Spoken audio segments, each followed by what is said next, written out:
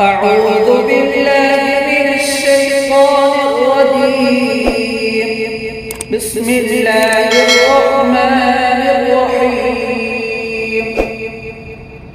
والتين والزيتون وطور سينين وهذا البلد الأمين.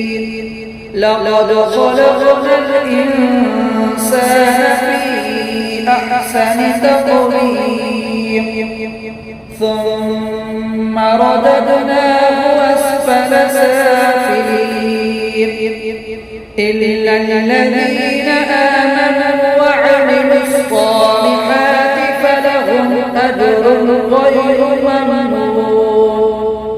فما يكذبك بعد بالدين؟ أليس الله